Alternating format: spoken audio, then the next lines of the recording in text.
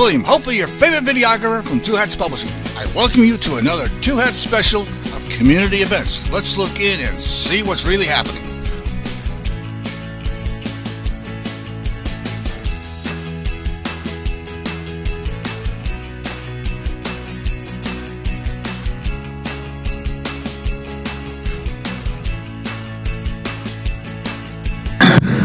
As everybody's filing in for the panel on drugs and smuggling, so upper happy stuff. If you are interested in these kinds of events, if you're interested in this kind of work, the Clements Center at SMU, its entire focus is on Borderlands studies, which isn't always the U.S.-Mexico border.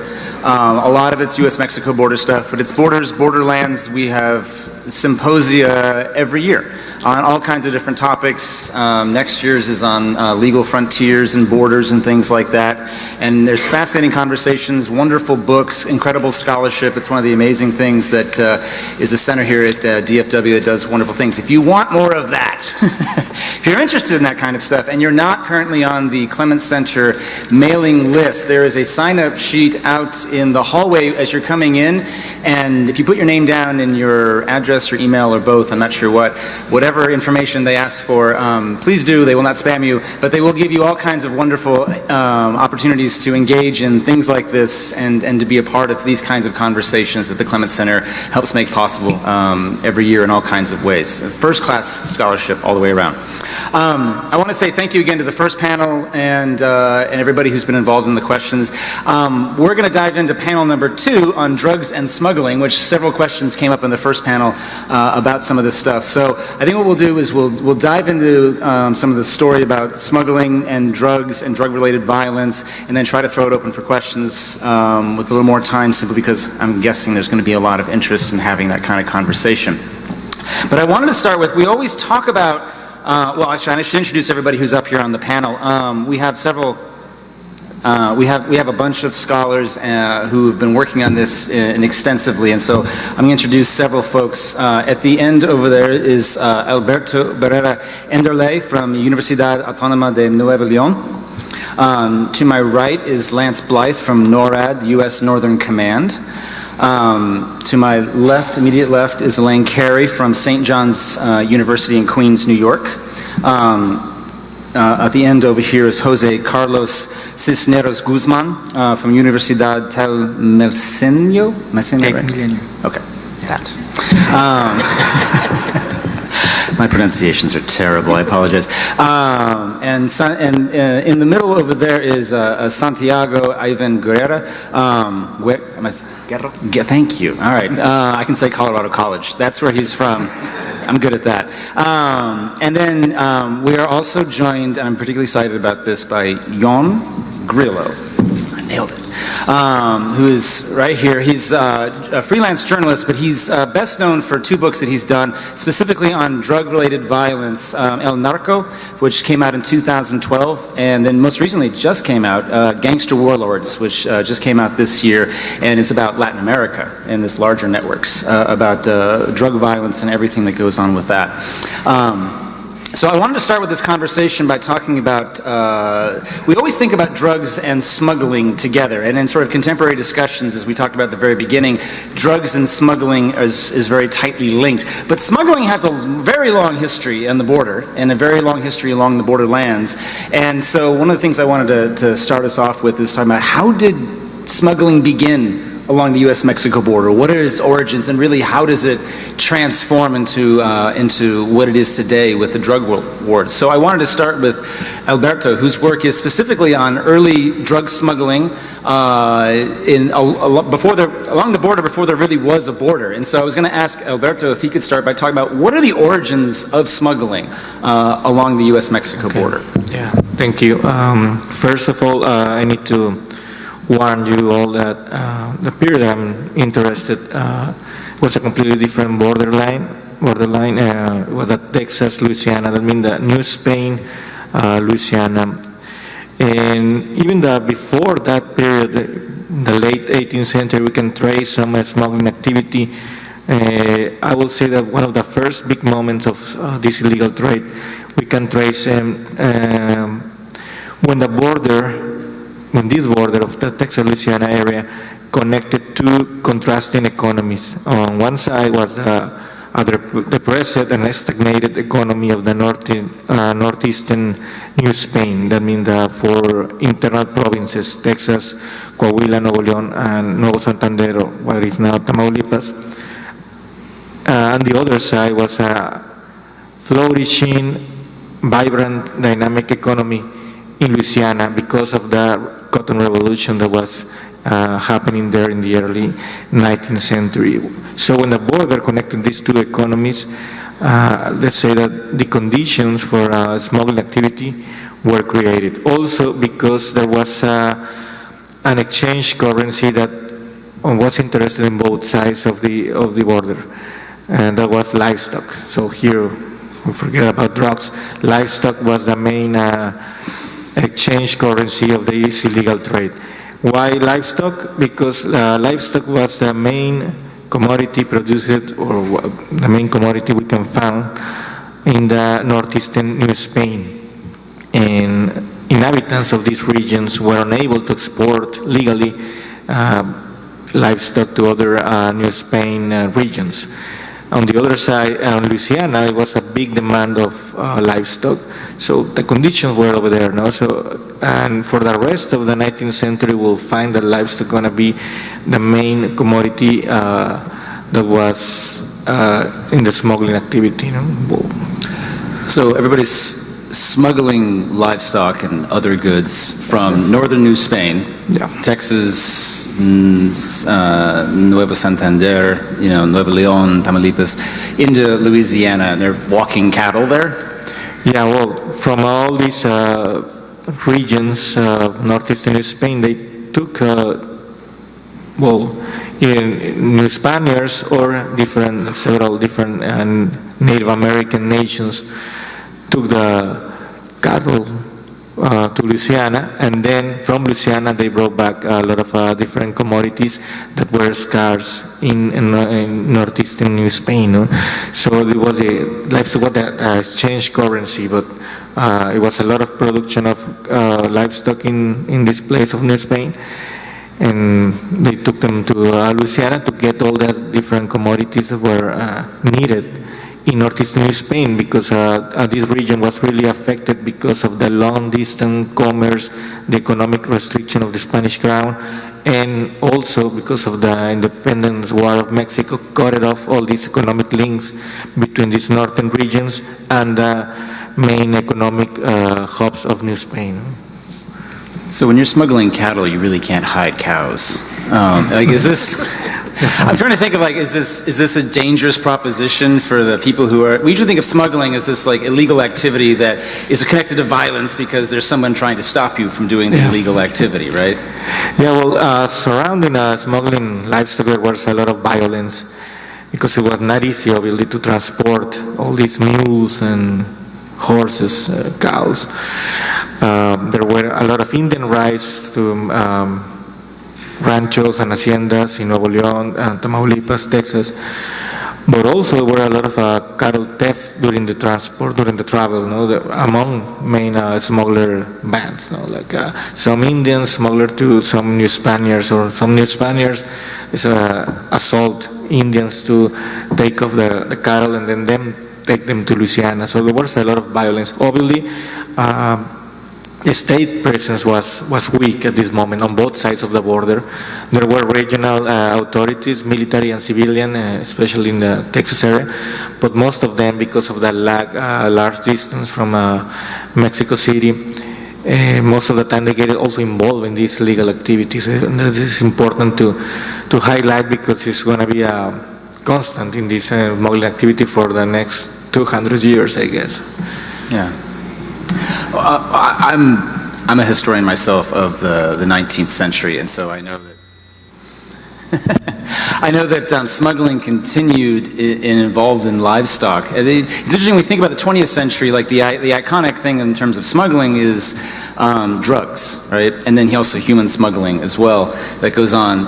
But in the 19th century, it's all about cattle, right? It's about livestock, it's about horses generally, and I know Lance has worked particularly hard on studying the growth of the smuggling and the contraband and the violence surrounding this livestock smuggling trade that really dominates the 19th century. So I was going to ask you if you could explain what happens to it after the New Spain period, after you get into the mid-19th century following Mexican independence and even the U.S.-Mexico War as more people are moving into the territory. Right. Well, thank you very much. First off, having been outed as a civil servant, employee of the federal government, first off, thank you. Yesterday was tax day, so thank you for paying my salary. And then also, and I can't remember what part of the U.S. Code it is, but look, this is all my personal opinion up here. It does not reflect official position of either NORAD or U.S. Northern Command, neither the Ministry of Defense, National Defense, nor the Department of Defense, and neither the U.S. nor the Canadian government. So let's get that out of the way. I have reporters in the room. I got to do this. So look, yes, cattle. We forget how absolutely critical livestock is. We've moved quite far away from that. But look, especially after about 1865, cattle become even more valuable than they were previously. Prices are a little dicey, but we do know this. There's about a 10 times increase in demand for Texas cattle from Kansas. Some of those undoubtedly came out of that. Monterrey alone in Mexico was consuming about 17,000 head of cattle a year. So we know they were quite that one. And by the way, you didn't even need the whole cow. All you have to do is take its suit. Hides were one of the most valuable things. Hundreds of thousands of hides were leaving the Gulf ports at this time, bound primarily for the Northeast United States and for England, where if you see those satanic mills with the big spinning wheels, the belts connecting them may once have been on the back of a Mexican cow. So while it was very valuable, the cows were really very vulnerable, particularly in the lower Rio Grande Valley, that area from Laredo down. The cattle ranching was done on the open range. They were small ranchers, rancheros. Most of them were Mexicans. On the left bank, they were U.S. citizens. On the right bank, they were Mexican citizens, but they were interrelated, interconnected, and known to each other. They would dump their cows out onto the range, gather once, twice a year, and the rule was if a calf was following a cow with your brand, it was your calf. But if a calf was following a cow with another brand, and you didn't recognize that brand, or you didn't really think the guy who owned that cow, owned that brand more accurately, could really come and enforce anything on you, you'd brand that calf too. Now it's your calf. When you went out to separate 4-year-olds and trail them to market, hey, any cow would do. Because you could find a buyer who would take it, no questions asked. So cattle were very, very, very vulnerable. It was very easy for anyone, any small group, to ride out, gather up some cattle, and then get them to a buyer. And usually this was done by running them across the border. Now, it's kind of hard to hide a couple hundred head of cattle running in the middle of the night. So, yes, it's smuggling, but it's not the kind of smuggling we think of. It was quite more direct. And what we see is that after 1865, we see about a 10 times increase in the amount of cattle theft, roughly. These are all rough numbers. And what drew my attention is that this increase in cattle theft led to an increase in violence. And I don't know if you want me to pursue that line or... Well, I was going to say, I know there's a huge spike in the violence associated with the cattle industry and the cattle smuggling, right? And I don't know if that's because the state gets more involved, by the time you get the 1870s, the beginning of the Porfiriato, you have this massive immigration that's happened into places like Texas and even New Mexico following the U.S.-Mexico War. You have more people, you have more government structures, you have U.S. Army forts that are coming in. Post-Civil War. I mean, why does it get more violent, this walking of cows, than it was when Alberto's period, what he's talking about? And I think my answer to that question is that the rancheros knew they were vulnerable. Law enforcement was sporadic where it was existent. As Marcelo Terezas pointed on the Mexican side, it was often in the hands of local strongmen. On the U.S. side, it could easily be in the hands of a racist sheriff, even if you could get to them 60, 70, 80, 100 miles away. And besides, the officials on one side of the border didn't trust the officials on the other side. The confluence of the U.S. Civil War and the French intervention in many ways had poisoned relations where it had not absolutely destroyed them. So basically these guys, these ranchers, knew they were on their own. And so they typically relied upon what is called in the literature self-help. What that means is they shot first. If they thought you were stealing their cows, they just shoot. They thought you were stealing, they just hang you from a tree. Didn't really matter. Well, let's put the rustlers in a bit of a bind. They didn't really want to kill anyone. Remember, often they might have been related or knew the people from whom they were stealing cattle. But they didn't want to be killed either, so they learned to shoot firster. And in fact, would both sides. And they also especially killed to ensure that no one knew who had stolen the cattle. Remember, it's not really stealthy. You know the cattle are running away. What's one more gunshot to kill someone who might be able to identify who the gang was, who the party was stealing these cattle? And so you have this response, this cycle of violence that goes on, and it even in many ways pulls in local forces, state forces. Most famously, both of course the Texas Rangers under McNeely, who in many cases used the same techniques as the rustlers did, even though they were officially state forces. So ultimately, this becomes a national security problem from both the for the U.S. side. And the Mexicans, it becomes a national security problem because their concern is the U.S. solution to that national security problem will be to take more of northern Mexico. But ultimately, Mexican politics intervene. 1876, Porfirio Diaz launches takes part in the rebellion, and this occupies many of the men on both sides of the border into the armies that would otherwise have been rustlers. So, and it also increases the interest of the U.S. military, who prior to this time was actually quite busy elsewhere. They had the Comanche in 1874. The Sioux aren't really done until 1876, but by this time, 1877 or so, they can now pay more attention to this. And several thousand armed men running on the other side of the border is something the U.S. military is watching. So when raiding resumes, 1877, General Ord, primarily Indian raiding, but some cattle raiding, gets an order to basically, look, just cross the border. Just follow a hot pursuit across the border. Needless to say, this is not popular with Mexico, and Geronimo Trevino, who's the Mexican commander north, immediately goes to the border, but he and Ord meet. They meet, and they meet several times, and they figure out how to basically launch pursuits without any need to cooperate with having to cross the border. And indeed, the cooperation between these two grows to the extent that ultimately Trevino marries Ord's daughter in July of 1880. And this seems to be the initial period that really begins to decrease. This is the initial state action that decreases some of the violence, for it's not as useful of a tool anymore. If you may in fact be run down, you may in fact. So it's better to, I think, at that point, go smaller. Rustling never goes away. It's still a several $1 million business in Texas today, or any cattle raising country, and it stays with it, but the violence definitely declines. So it's structural changes that bring an end essentially to this smuggling / stealing of cattle and the violence that's associated with it?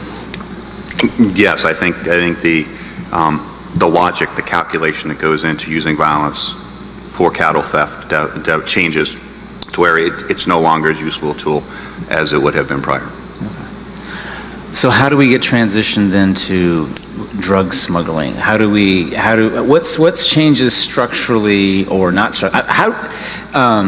Santiago's work has been on the long evolution of the drug trade in the 20th century. So I wanted to see if you could talk a little bit about what changes as we leave the 19th century and cattle being that dominant thing that finally, stops being the centerpiece of smuggling along the border and the violence that's associated with that smuggling. How do we then get to the drug trade becoming a point of conflict or even existing in terms of smuggling and violence associated with it?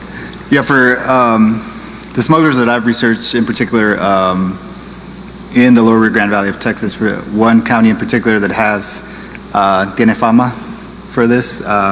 Its notoriety is around being a smuggling hub throughout the history after 1848. So I really followed the trajectory of one particular family through oral history and some archival research, where you actually have the the first patriarch that I can account for in the early 1900s get involved in liquor smuggling. You also see this a little further downriver from Starr County with the founder of what becomes eventually the Gulf Cartel, Juan Nepomuceno Guerra. No relation, I'll say, for political purposes. This family starts with the patriarch in the early 1900s, involved in some wrestling early on, but then transitioning into liquor smuggling. And then the second generation sort of is born into a time of increased drug demand in the U.S. And primarily start to engage in marijuana smuggling. And in the 1950s and 60s, you really see the change in these communities in Starr County, which at the time are economically impoverished. In 1966, this community goes through a farm worker strike because of such low income opportunities and the low income in general of the entire county. So it tends to coincide with this sort of access to a new source of income. And then into the more contemporary generations, really that becomes a skill set, right, in terms of the region in the Rio Grande Valley where these families operate are comprised of, it's called the hill country of the valley. So it's terrain that's difficult to navigate and also difficult to police. And so it allows for an ability to be able to transport drugs through the border in a really calculated way to avoid policing. And as we start to see increases in border policing in that area, this becomes sort of the type of smuggling that really gets to be profitable for people in this area. So can we thank the progressives in the United States, basically, for the 18th Amendment, right? And creating a market that did not really exist? Yeah. I mean, is that a fair characterization that you create something in the early 20th century that then builds on itself? Well, yeah, I think also, I mean, we start to see, and I think some of the other panelists can speak to this as well, but in terms of drug policy, right, the fact that we, for quite a while, the last century at least, if not longer, we've really focused our drug policy on a supply reduction sort of model, right? So as opposed to thinking about, okay, what can we do as a country of drug consumers to lower demand so that this is less of a problem, well, we seek to enact policies, state interventions, legal codes that basically seek to do away with allowing access to those substances. And that generates the type of, you know, we can call it innovative in the language of contemporary sort of business.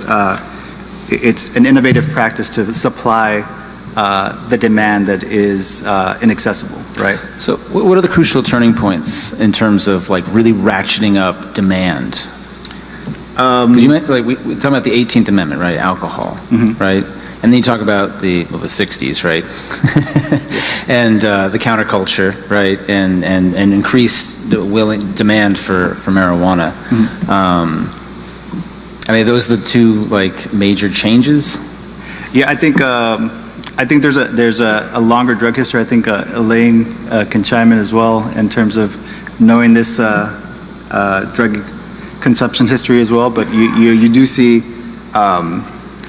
very early on the sort of quick establishment of the sort of holy trinity initially that we'll add to later in terms of cocaine, opiates, and marijuana in terms of the type of drug demand that's being established in the U.S. that then Mexico is really sort of strategically positioned geographically, but also in terms of production and transshipment, as Elaine can talk to as well, to provide those products for the U.S. Drug consumers.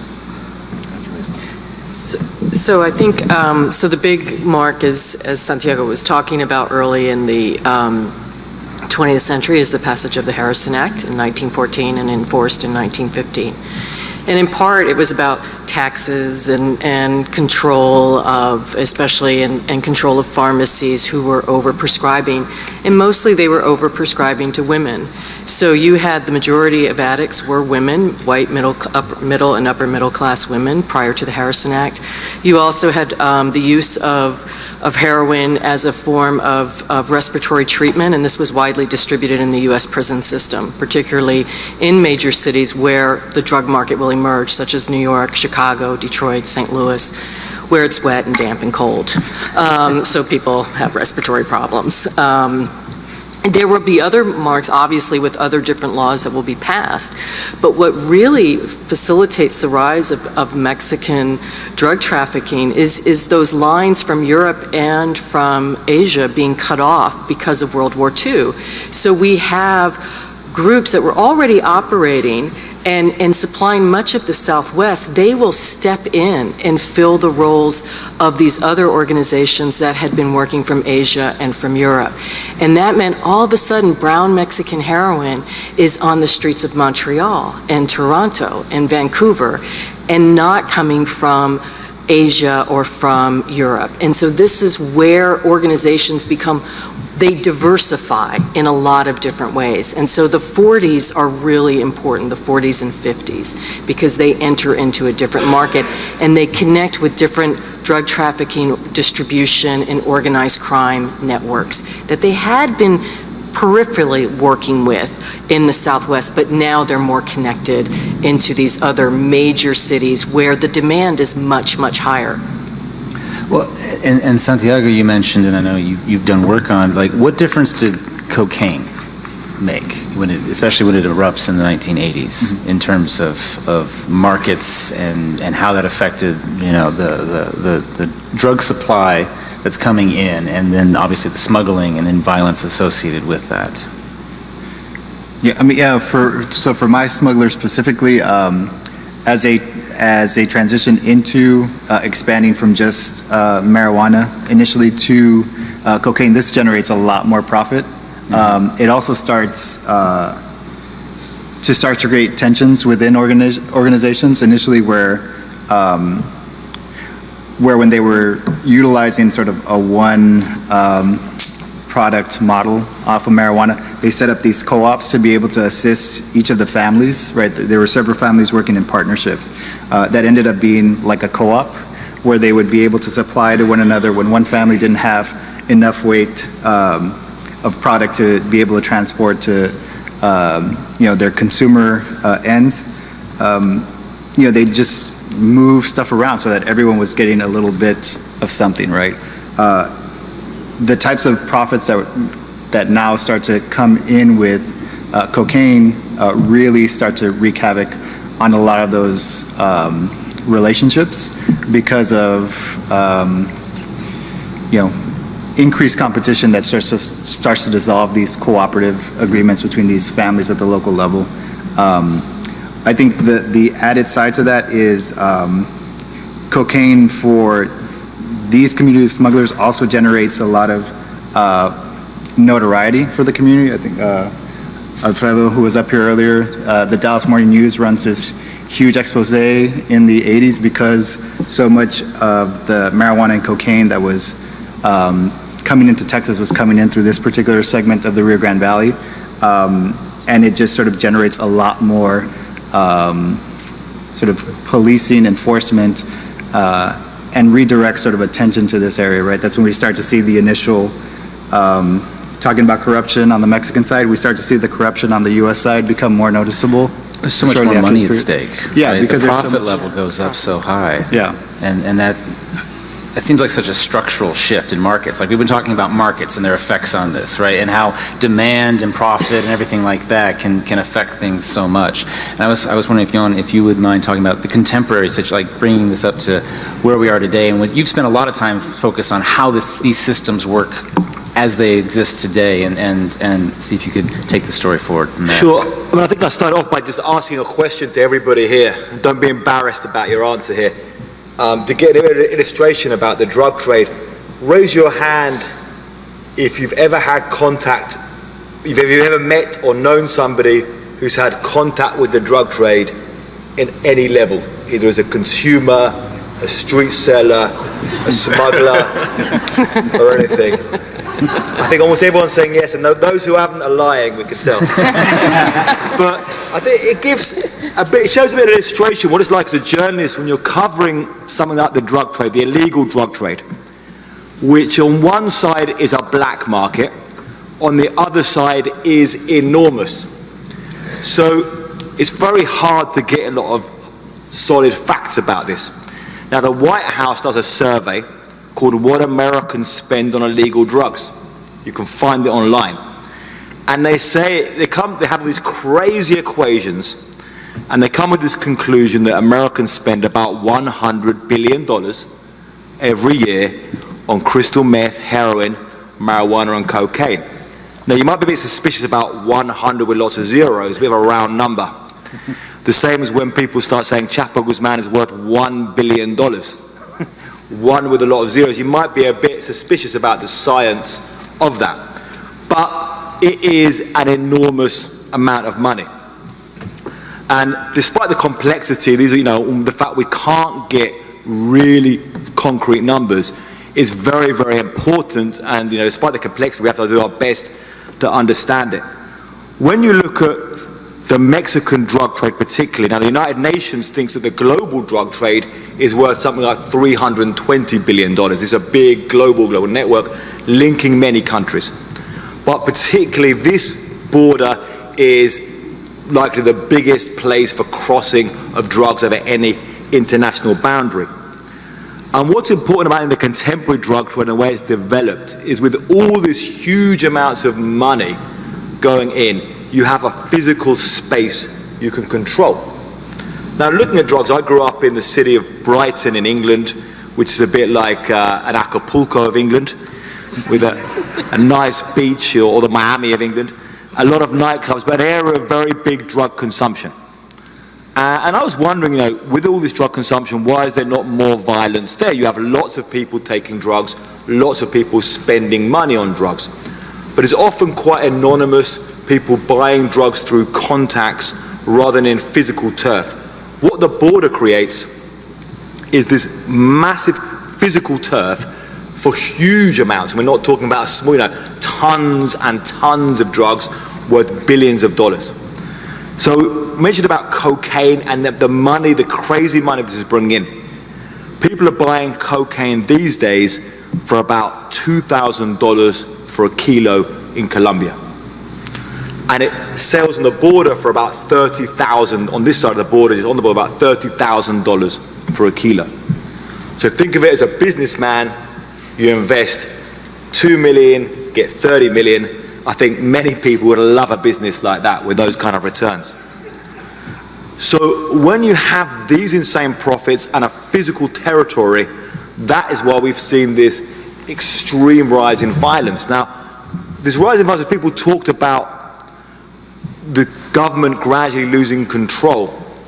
There's also, I think, like water coming to the boil. When you have this money, a cumulative effect of money pouring in. But to understand how this changed from the regular kind of violence to this things that resemble more like a war zone. And I think we have to be very clear on seeing the contemporary violence has gone beyond a regular criminal situation. Just from some of the extraordinary things, I was traveling across northeast Mexico recently, looking at some of the sites of the worst massacres carried out by the Zetas. And you can find these 5 points that go through Coahuila, Nuevo León, and Tamaulipas, roughly following the Rio Grande. But these are crimes, I'm sure many of you are aware of these crimes, the massacre of 72 migrants, a mass grave with 193 bodies, 49 decapitated heads, 49 bodies which were all decapitated and had their hands and feet cut off, dumped in one place.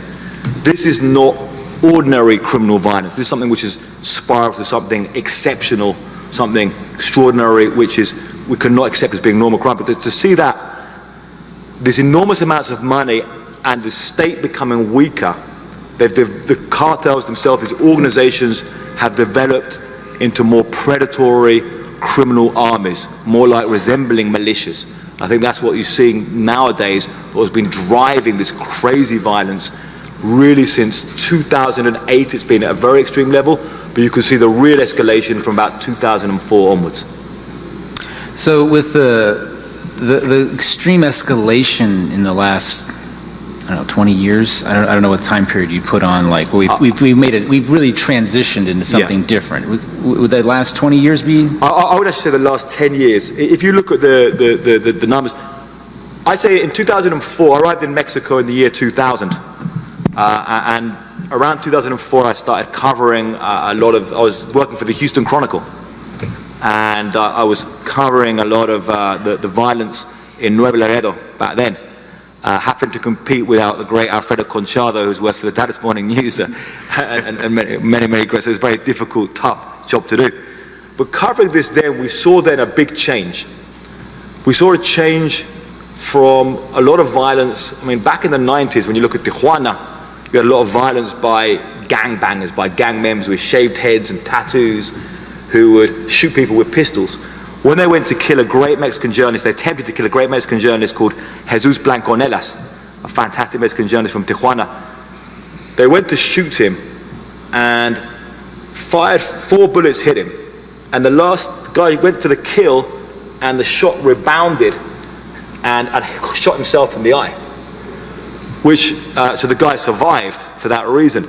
But it just shows the kind of level of a lot of these kind of criminals back then, these kind of gangbangers. It changed in a big way. Suddenly you weren't really dealing with guys who would make this kind of mistakes. You were dealing with guys in body armor, bulletproof jackets, metal helmets, AK-47s, grenade launchers, who were using paramilitary style tactics.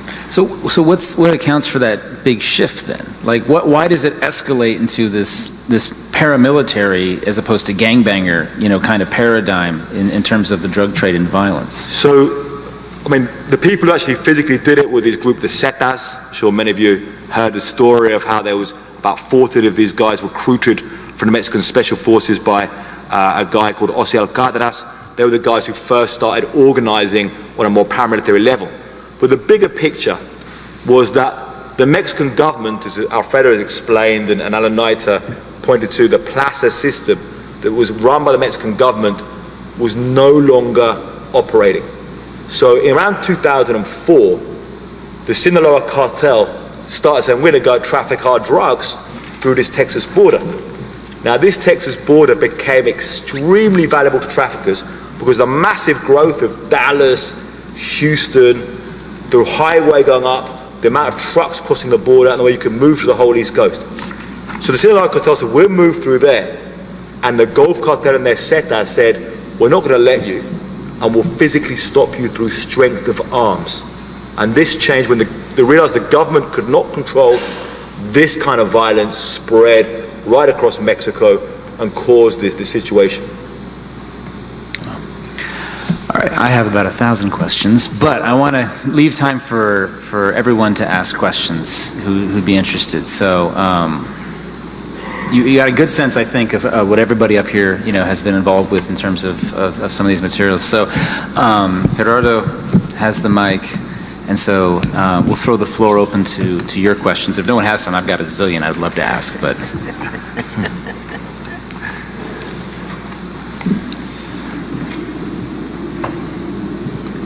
The fact that there is a change in the attitudes of Americans toward the legalization of drugs, what consequences will it have on the other side of the border? On this, On the other side of the border. but on the legalization of drugs, Yeah, what is legalization causing on our side? Anybody want to? So the question is the change in attitudes of Americans towards the criminalization. I said, Jose Carlos want to jump in. I think, and I will say the same like Lance, is my opinion, that now that it's becoming legal, there's okay, en español, se está volviendo más fácil controlar because of taxes and because you have special shops. And from the other side, in Mexico, I have seen that the consumption has rise more because it's more difficult to pass the mercancía through the border. Because because of the military, because of the border control, because a lot of things. But I think that Mexico will copy United States, and someday they think we will have this coffee shop to buy marijuana, but I think it will take a long time, and the first who will build a store, it will be a drug dealer, and they will get this because the permission, for example, for alcohol in Sinaloa, for example, you get un permiso para vender alcohol. Es más fácil que te lo dé la compañía del alcohol que tú como empresario, porque cuesta muy caro. Entonces, quien consiga el permiso para vender alguna sustancia controlada como la marihuana, una planta, el primero que lo va a ser un narcotraficante, porque tiene el poder económico. Un empresario que quiera hacer ese mercado difícilmente lo va a lograr. That's what I think, but it will take us a long time to do that. Hello. Talking about that, Santiago and myself both live in Colorado, where we've legalized it about a year ago. So we're a year into that experiment, and I don't think we have any idea yet how it's actually going to work out. But a data point, I actually was skiing with a kid who works for the recreational marijuana industry, referred to as rec. So you can see how that works. He thought they were going to basically be worth last year $1 billion. For a craft beer in Colorado is about 1.15 billion. There's a lot of money in that, and I think that's going to be interesting structural change on both sides of the border. But I think the question brings up an excellent point, is that this is not a U.S. problem, this is not a Mexican problem, this is our shared problem, and in fact, as Elaine's research shows, and it's a global problem. I mean, we're all in this together. And it's very much tied to markets. And everybody who's, when you study this, everybody talks about the pull factor in the United States, right? That there's this massive market for so much of it, it's heroin or marijuana or cocaine or whatever you might say it is. The growth of Houston and Dallas having an effect on just the importation here. And I do think from my perspective, it does seem that massive conflagration that emerges in northern Mexico in the last 10 years or so has gotten attention in a way for what is the cause, systemic causes, right? And not just, well, that's just what happens on the border, or that's just problems. Some people have that attitude, but I do think I perceive, just, in reading the news and reading and talking to people, there's a bigger appreciation for the pull factor in the United States in terms of what that is. Whether we change policy, whether we do anything about that, I think remains to be seen. Yeah, I'll say I also research the legalization of marijuana in Colorado. That's my other big project. One of the things you're seeing happen with legalization that a lot of people haven't been talking about is the fact that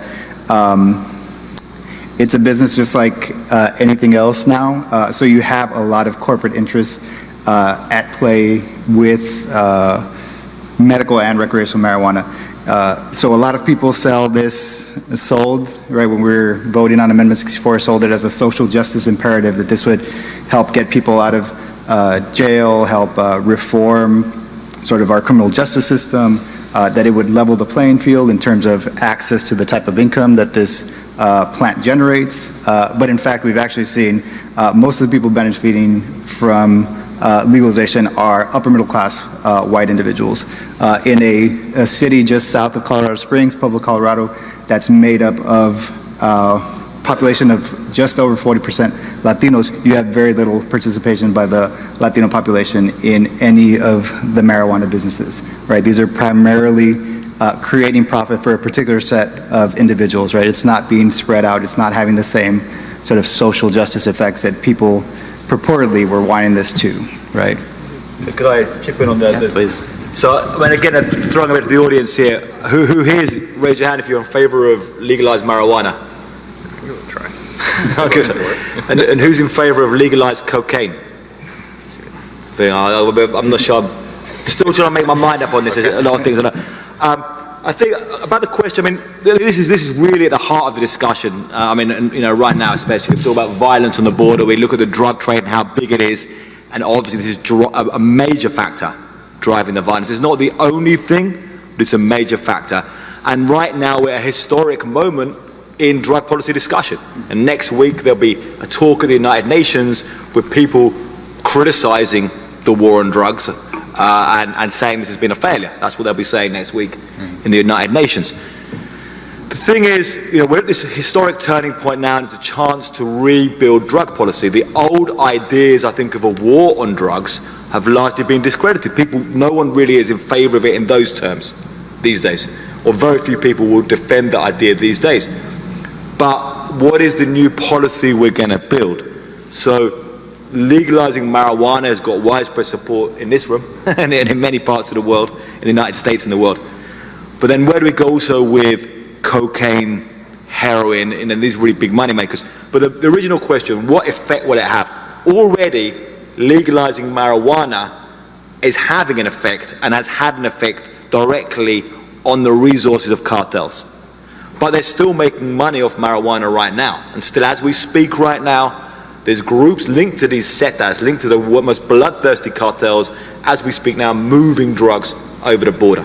So, the more you legalize it, the more you can pull it away from them.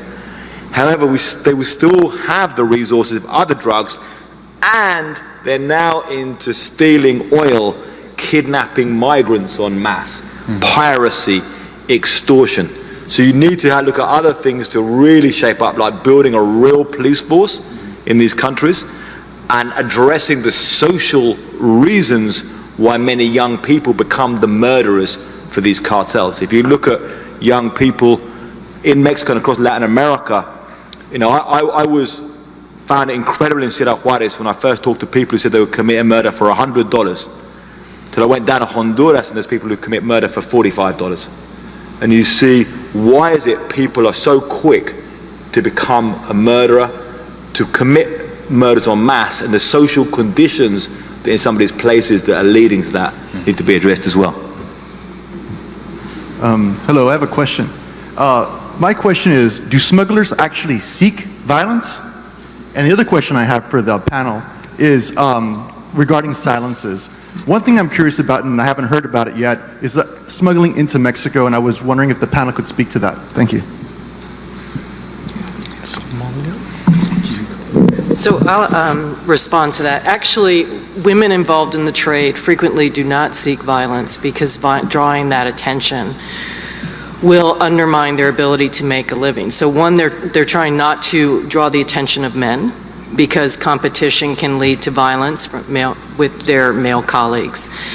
So we have a lot of examples, such as Ignacio Jasolavedo de Gonzalez, the boss of Ciudad Juarez, who was in the trade. She appears in the Mexican documents in the 20s. She's part of a very successful commodity chain. She's from Durango. Her product, she was mostly involved in heroin and morphine, although some marijuana too. And she has fields in Sinaloa and in her home state of Durango, but her processing labs were in Jalisco, and then she's moving product up. She lives in Ciudad Juarez, but she also spends a lot of time in other places. And it's all about moving across the border. And she would avoid violence, even though there are these urban myths that she and her husband actually killed off all the Chinese to take over the territory. It doesn't mean that obviously women aren't giving orders for violence, and they do have lieutenants, and they have others who will commit violence for them. But the fact is that frequently to avoid violence allows for the continuation in the trade. And so you see this repeating frequently. La Chata, the boss of Mexico City, Dolores Esteves, was the same way. She actually married a police officer who was a very good drug trafficker himself. He's recognized by the Federal Bureau of Narcotics as being as equal, but she's better.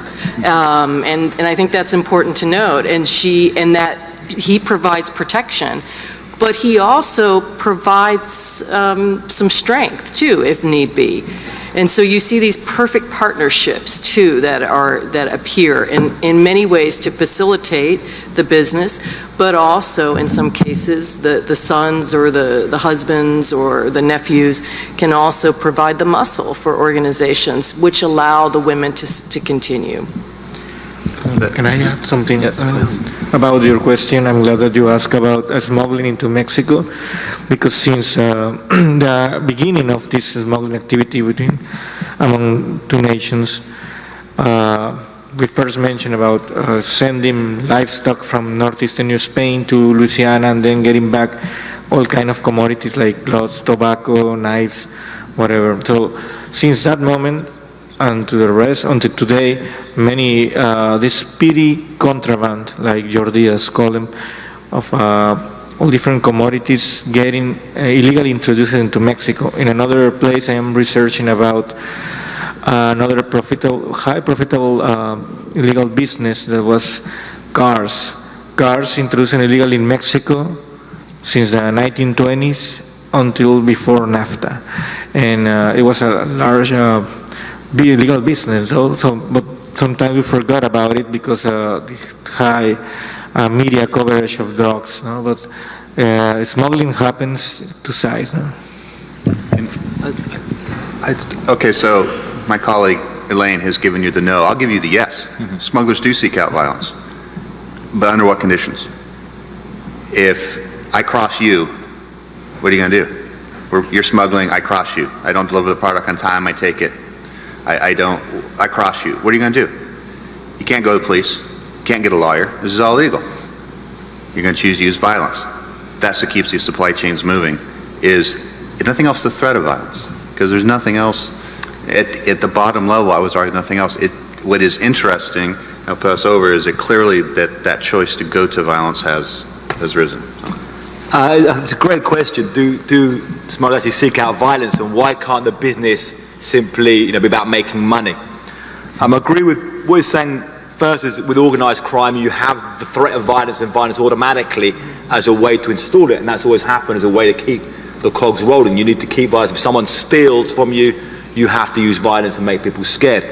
But the way things have developed in Mexico and in large parts of Latin America now is you've got such institutions of murder that have become such a crucial part of these organizations. It's very hard to stop that. All of them, when you start talking actually to the paid assassins and how they get recruited, how they are trained to murder, not just murdering randomly, but are trained and instructed and become these paramilitary style groups and groups of assassins, this becomes a core part of the cartels. Now, one of the problems with the recent policy that we call cartel decapitation, which is taking the heads of the cartels off and putting them in prison, is often they're arrested, and sometimes the assassins, the heads of assassins, became the heads of cartels. This guy, the Zetas, suddenly became their own cartel. You had, these crazy guys. There's one guy down in the southern Mexico called the La Mano con Ojos, the hand with eyes, who was some crazy assassin who suddenly was running his own cartel, and all they were reacting to everything with murder.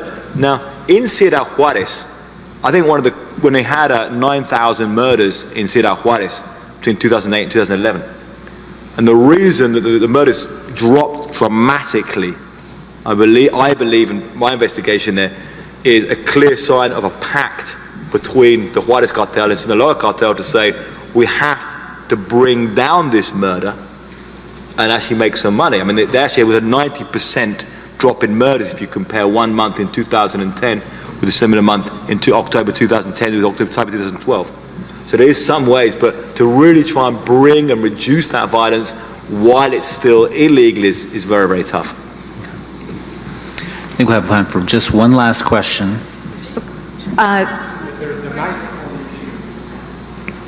We can probably hear you and repeat your question.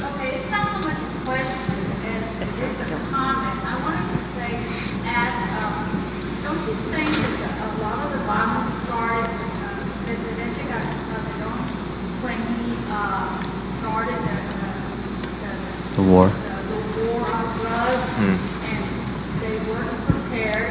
The soldiers weren't prepared, and so the soldiers became corrupt. Right. So for anyone who couldn't hear, she's asking, can we trace this to Calderon, basically, and his administration and its policies? And this loops back to the first panel and the role of the state. So I'll let Young have the final word here. I'm sorry, please, go ahead. I will say that yes, everything started with Calderon. This violence that we can see in Sinaloa or in Ciudad Juarez, Tamaulipas, across the border, I think it was because it was not a good plan or he didn't have this good strategy against the drug lords. He just went to take him to jail a lot of people, but he never thought what the other people who are benefited by the drug money will do. I'm from Sinaloa and from Culiacan, and my grandma lived in Nabolato, where the family of Amado Carrillo lived. And when this happened, El Chapo tried to take the control of Nabolato, Los Carrillo. So they left, and also the army arrived, and they left. But the people who were for Carrillo and Guzman, they tried to, they didn't know how to do. I mean, they were not employees, they were not in a company. What they gonna do now? So they start kidnapping, they start going to thief cars, getting inside house. They keep doing crime. And there is a good book from Luis Astorga, a newest book that says, why me? When someone blamed Calderon, like, hey, it's your fault, everything this. And he said, why me? And there's another book of Jorge Castañeda that explained that this is not a good war, a well-thinking war against the drug, because they didn't thought what is coming because of this.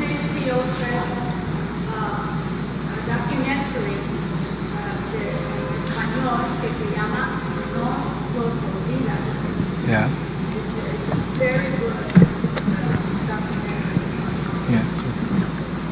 So just adding is that I think again this is such a central point of this whole debate, and right now the role of the state, the role of the armed forces in fighting drug cartels, and there was already the army involved in fighting drug cartels, but Calderon escalated it. In 2011, you had 96,000 soldiers and 16,000 Marines out in the field.